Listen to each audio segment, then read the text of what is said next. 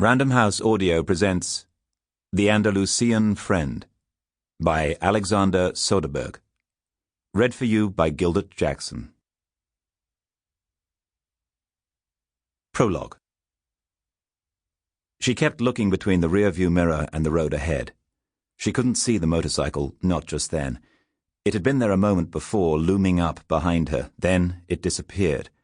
She pulled into the inside lane of the highway, trying to seek cover from the cars behind her. He kept looking back, trying to direct her driving from the passenger seat. She couldn't hear his words, just the panic in his voice. The outline of the motorbike appeared in the shaky rear-view mirror, disappeared for a few moments, then reappeared. It kept going like that as it cruised between the cars behind them. She pulled out into the left-hand lane, which lay open ahead of her, and put her foot down, and the car vibrated with the rapid revolution of the engine as she put the car into fifth gear, the highest. She felt sick. There was a draft around her feet. The bullets must have hit somewhere down there. The holes made a whining noise that merged with the sound of the straining engine, a terrible noise that cut into her consciousness. She couldn't remember how far she had driven before the shots came, sudden and unreal. She had time to see that the man riding the motorbike was wearing a blue helmet with a dark visor, that the gunman behind him had a black helmet with no visor. She had seen his eyes for a moment. She had seen the emptiness in them. They had been shot at from the left. The sound came out from nowhere, rattling in quick succession. The clatter inside the car sounded like someone was hitting the bodywork with a heavy chain. At the same time, she heard a yell, but she couldn't tell if it had come from her or the man beside her. She glanced quickly at him. He was different now. His nerves and fear were shining through, showing themselves as anger. That much was clear from his face, furrowed brow, staring eyes, every now and then a twitch in one of them. He pressed one of the speed dial numbers on his cell phone again. He had done this once already since the shots were fired. He waited, staring intently ahead of him. No answer this time either. He hung up. The motorbike was heading toward them at high speed. He yelled at her to drive faster.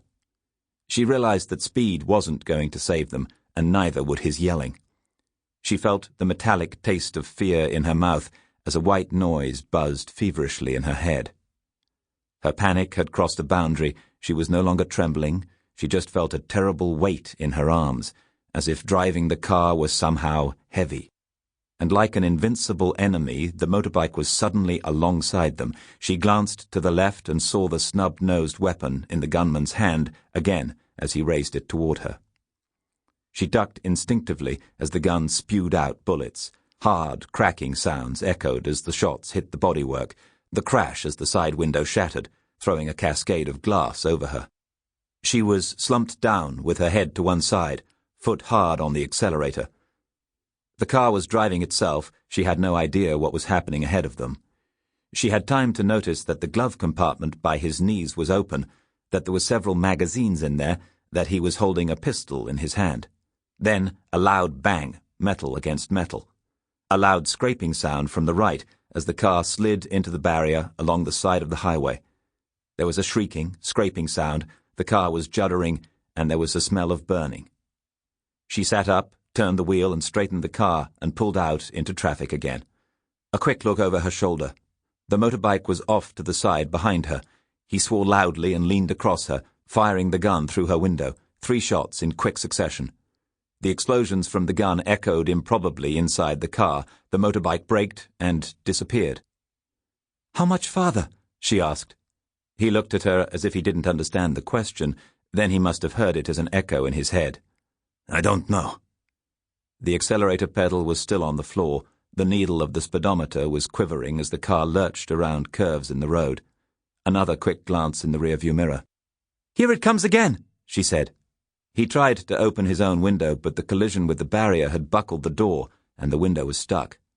He leaned back toward her, took aim with his right foot and kicked at the window. Most of the glass fell out. He cleared the rest with the barrel of the gun, then leaned out and shot at the motorbike, which pulled back once more. She realized how hopeless their situation was. The motorbike was in control. Then everything fell silent, as if someone had switched off all sound. They sailed along the highway. Sample complete. Ready to continue?